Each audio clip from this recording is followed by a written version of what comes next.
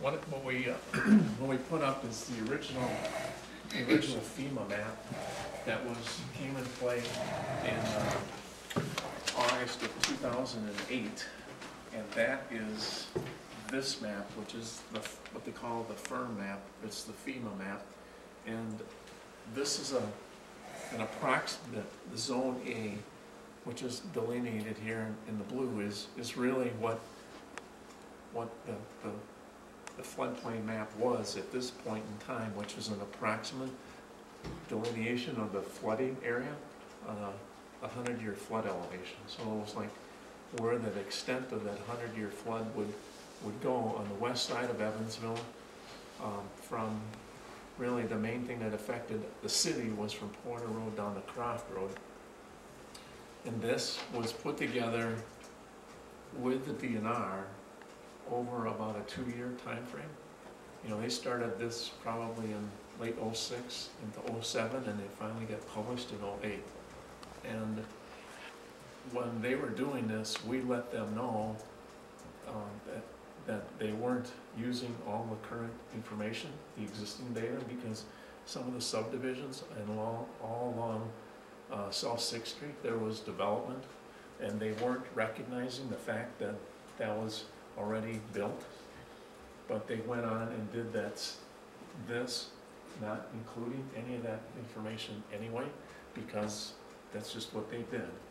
So, and even before this was even started, there was the approval process and the delineation of the flood plain and the elevations as part of the Westfield Meadows subdivision.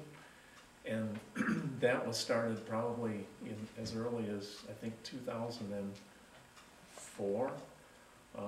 This was started in probably 2006. But anyway, this whole process of changing this FEMA floodplain map is called a letter of map revision, or the LOMR. And that was the letter that was all sent out, and it was a public notice. And this is it was performed by the engineering group that was working for the subdivision of Westfield Meadows. And ever since the 2008 publication of this has been going through the approval process at FEMA. Well, they finally have got to the point where they're publishing an intent to revise the floodplain map to recognize these existing conditions, and that's what this map represents. And overall, what this map is showing is that as you look at this, and you can look at this, I think everyone that got a letter got this map also. But the actual, what they call the proposed floodway now is delineated with elevations.